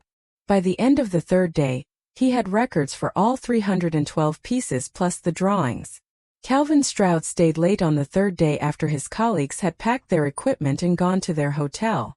He sat at the work table in the locked room with the finial in front of him and his own notebook open, and he said he wanted to talk about the assessment. He said the formal report would take 6 weeks to complete. He said the range would be updated from his letter of 9 years ago to reflect the current state of the market, which had moved considerably, and to reflect the condition of the pieces, which was better than he had assessed from the documentation alone. He paused. He said the collection as a whole, maintained intact, donated or sold to an institution with the capacity to exhibit and study it properly, represents an opportunity that does not come along often in this field. There are 3 institutions I know of that would be genuinely interested. The value to those institutions is not purely financial. It is the scholarly and cultural value of the complete record, the work and the documentation together. He said the financial value is also substantial. He told me the range he expected the formal report to confirm. I wrote the numbers in my notepad in the small firm handwriting I use for things I want to be certain I have right. I said Renner needs to see this. He said, "I'll send him the report the same day I send it to you." I said, "Is there anything in this that affects the building?" He looked at me. He said, "What do you mean?" I said, "The collection was made here. In this building at these furnaces." Dr. Okonkwo called it an archive. An archive exists in relationship to its place of origin. If the collection goes to an institution in Cincinnati or Chicago, the relationship to this building is broken. He was quiet for a moment. He said, "That's a curatorial question, not a legal one." I said, "I know. I'm asking what you think." He looked at the finial on the table. He said my grandfather's drawings on the flat files were partly documentation and partly something else, partly a record of his relationship to this specific building and these specific furnaces and the specific quality of the iron he worked with here. He said context mattered in the study of craft work, and that the loss of context was one of the field's recurring problems. He said the ideal outcome would be one where the collection and the building stayed in conversation with each other. How that would work practically is a more complicated question. I said, I'm going to need some time to think about that. He said, you have time. He closed his notebook and picked up his coat. He said, Mrs. Marsh, I've been in this field for 30 years. I have never walked into a situation where the work was this intact, the documentation was this complete, and the owner of the building was this interested in doing the right thing with it rather than the profitable thing. I said, the profitable thing and the right thing may not be opposites in this case. He looked at me. I said, I need to understand the full picture before I know what I think the right thing is. He said, you sound like someone who reads the whole document before signing it. I said, I do now. He left and I sat in the locked room for a while after he was gone, with the work table and the flat files and the shelving in its rows, the collection wrapped and catalogued and documented for the first time in its full extent. The building was quiet in the way it was always quiet. The deep settled stillness of thick walls and cold air and the absence of whatever had once made the space loud with work and heat and the particular noise of iron being worked by people who knew what they were doing. I thought about what it would mean to keep the building in conversation with the collection. I was not a curator or an appraiser or an attorney. I was a 76-year-old woman living in a mezzanine room above a foundry floor, with a boiler Daniel had helped install and south-facing windows that caught the afternoon light and a folding table where I ate my meals and wrote in my notepad and went through my situation in the way I went through all situations, piece by piece, in the order that made sense. But I had spent 40 years making a home. Not just maintaining one. Making one the way you make a thing with sustained attention and accumulated decision, the way you choose the color on the wall and the direction of the climbing rows and the placement of the soap dish on the bathroom counter and the photograph of your husband from 1988 standing in a yard looking at something past the frame. Making a home is the accumulation of choices made by someone who intends to stay. I had been a person who intended to stay. Gary had removed me from the place where I was staying and I had found a different place and I was finding out that the act of making a home was something I carried in me, not something that lived in a building on a street. The foundry needed someone who intended to stay. The collection needed a building that was in conversation with it. I did not know the full shape of what this could become. But I had been here before, at the beginning of something whose shape I could not yet see, and I had learned that the not seeing was not an obstacle. It was the condition under which things were built. Frances Hewitt called in March with news about Gary. She said his attorney had contacted her 2 weeks after she filed, which she had expected, and the initial position from Gary's side had been that the transfer was legitimate and fully disclosed and that I had signed willingly with adequate understanding. She said she had sent Gary's attorney the specific pages of the document with the relevant clause marked, with a chronology of the 2 filings, with a summary of the legal precedent for constructive fraud in situations involving elderly parents and adult children and documents of this kind. She said Gary's attorney had called back in 10 days. She said the second call had a different quality from the first. She said Gary's attorney had indicated that Gary was open to a conversation about resolution. That was the phrase he had used. Open to a conversation about resolution. Frances said when an opposing attorney uses a phrase like that, it means the client has read the situation clearly and is trying to find the least painful exit. She said, "What do you want?" I had thought about this for 4 months. I had thought about it in the mezzanine room in the mornings with the December light and then the January light and then the February light and finally the March light, which was coming in lower and more direct now as the season changed, and each quality of light had produced a different version of the question and I had sat with all of them. I said, I want the personal property that was in the house when I left. The photographs. The ceramic dish from my mother. The letters from Nora. The items that were mine before Edmund died, and would not have been in the house without me. Frances said, and the house itself? I said, I want the house transferred back to my name. Not because I intend to live there. Because it was mine and he took it, and those 2 facts should be corrected in the official record regardless of what I do with the property afterward. Frances was quiet for a moment. She said, and then? I said, and then I will sell it. and I will use the proceeds to address what the foundry needs. She said, "You're staying at the foundry." I said I was. She said, "The house will appraise well in the current market. Gary has maintained it, whatever else is true about him. The proceeds should be substantial." I said I knew. She said, "Cecelia, that's a significant decision." I said, "I know it is." She said, "Are you certain?" I thought about the photograph of Edmund from 1988. About the climbing rows that needed cutting back. About the quality of light through the west window in the afternoon, and the 31 years of ordinary mornings that I had loved and would not stop having loved regardless of where I was when I loved them. I said, "The things that mattered in that house are either in a bag in my mezzanine room or they live in me. The house is a structure that can be sold." Frances said she would proceed. Renner came back to the foundry in April, the first warm week of the spring, when the fields to the west were beginning to go green at the soil level and the sky had changed from its winter gray to the whiter, lighter blue of the season turning. He brought his wife, a woman named Lena, who had an engineer's eye for structures and spent her first 20 minutes in the building looking at the roof trusses rather than the furnaces. She said, "This is fixable." I said, "I know." She looked at me. She said Renner had told her about me. She said she had expected, she paused choosing the word, a more cautious person. Someone who had been pushed out of her life and was holding on to the foundry as a provisional measure. I said, "That is how it started." She looked at the mezzanine room above us and the iron staircase and the south-facing windows bright with the April light. She said, "That's not what this looks like now." The formal appraisal report from Calvin Stroud arrived in April. He sent it to me and to Renner on the same day as he had said he would. And Renner called me the morning it arrived. He said, "Have you read it?" I said, "I'm reading it now." He said, "The range." I said, "I see it." He said, "My grandfather made those pieces in the early mornings before work. He came in at 5 and worked for 2 hours and then the regular day began. For 40 years. I said, "I know." He said, "He never talked about them. My father knew about the room. I don't think my grandfather ever described to anyone else what he was doing. He just did it." I said, "The work spoke for itself." He said, "Yes." A silence. He said, "Cecelia, I've talked to an estate attorney about the collection. His view is that the collection was my grandfather's property, and then my father's and then mine by inheritance, that the circumstances of the real estate transfer did not affect title to the personal property placed in the building. He says my ownership is clean." I said, "I expected that." He said, "He also said that what I do with the collection is my decision. That I can donate it, sell it, loan it, or enter into a more complex arrangement with an institution or a private party."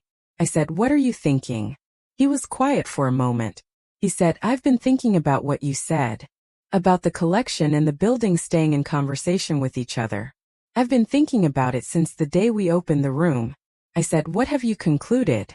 He said, "I think my grandfather built the building to last because he believed the work he made in it should last. I think he kept those pieces in that room because he wanted them to exist in the context of where they were made. I think if I move the collection to an institution in Cincinnati, I solve the problem of where the pieces live but I lose the thing that makes them fully what they are." I said, "So what would you do instead?" He said, "I've been talking to Calvin Stroud. And to Dr. Okonkwo. There is a model, it exists in other contexts where a collection remains in its building of origin and the building becomes a study site. Where scholars and students come to the work rather than the work going to an institution. Where the building itself is part of what is being preserved." I said, "That model requires the building to be operational." He said, "In a limited way. It requires the building to be stable and accessible and properly maintained. It doesn't require the furnaces to run." I said, "And you think this foundry could be that?" He said, "I think this foundry is already that. I think it became that the day you bought it and called me before you opened the door." I sat with that for a moment. I said, "Renner, what are you proposing?" He said, "A foundation. A non-profit, established to maintain the building and steward the collection in place. Calvin Stroud thinks he can help identify institutional partners who would support it. Dr. Okonkwo wants to bring her graduate students here in the fall. The building needs a manager. Someone who is here." He paused. He said, "I'm not in a position to be here. I have a life in Indianapolis. I've been driving out twice a year for 12 years and I cannot do more than that. I said, "You're asking if I would manage it." He said, "I'm asking if you would consider it. I'm asking if staying in this building is what you actually want, or whether it has been a necessary shelter that you will leave when your circumstances improve."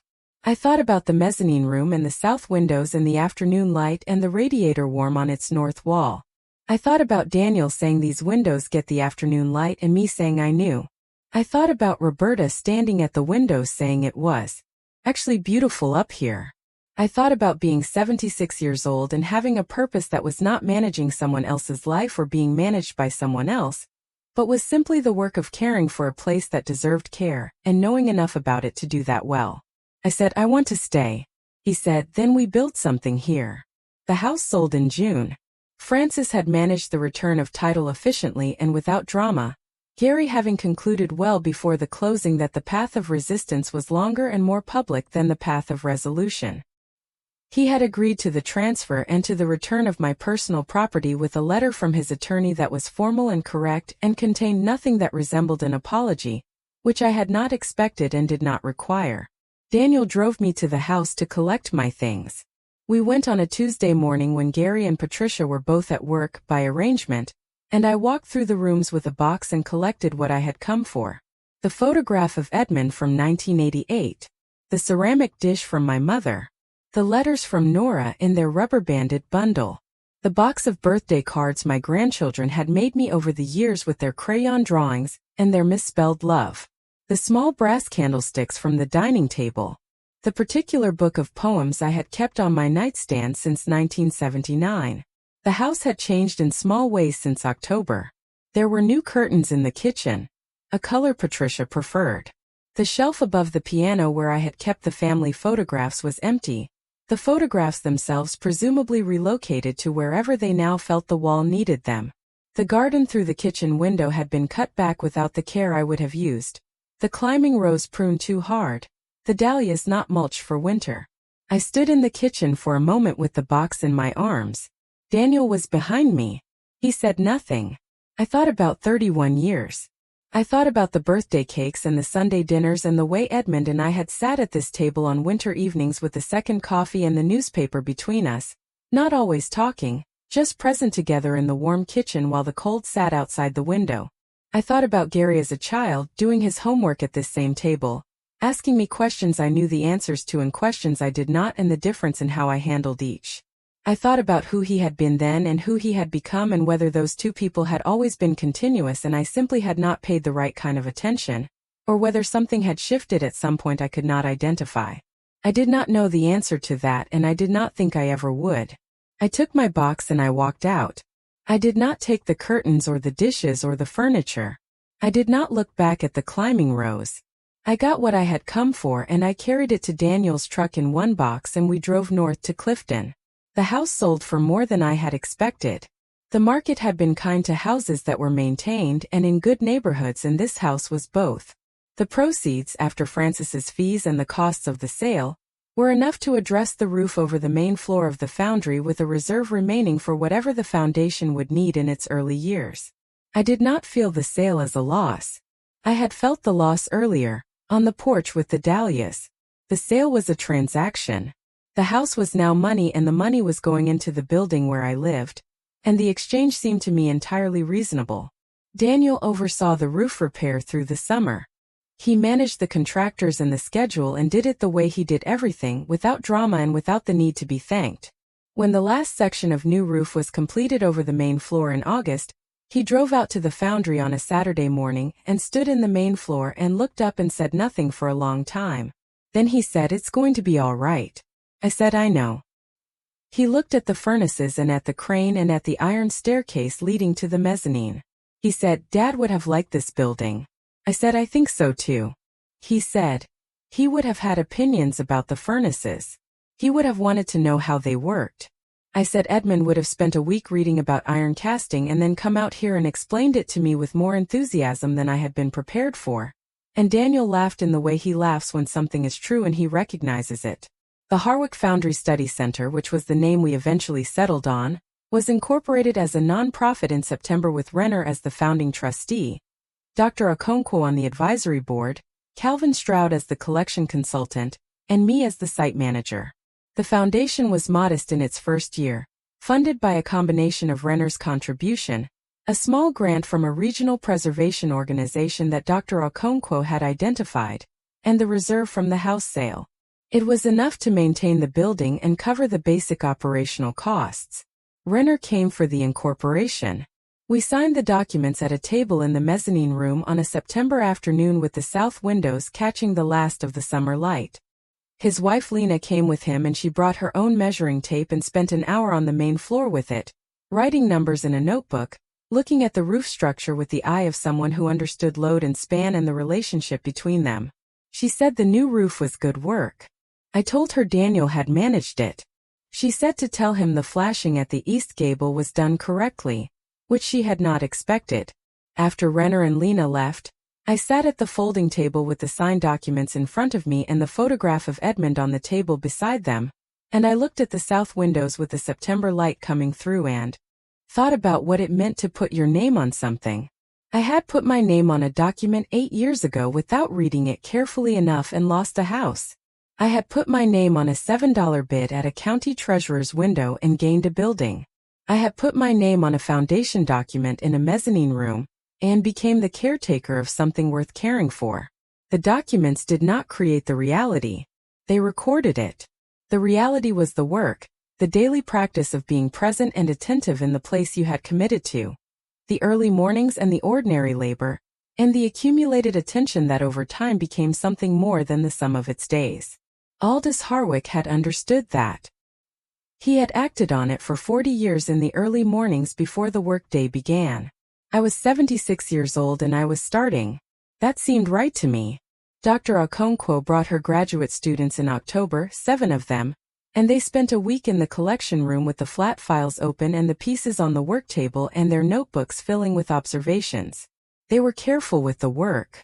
They moved through the room the way I had come to move through it, slowly and with attention, and they asked questions I could not always answer, and sometimes I said I would find out, and I did find out, and we talked about it afterward. I made coffee in the mezzanine room in the mornings and brought it down for whoever was working.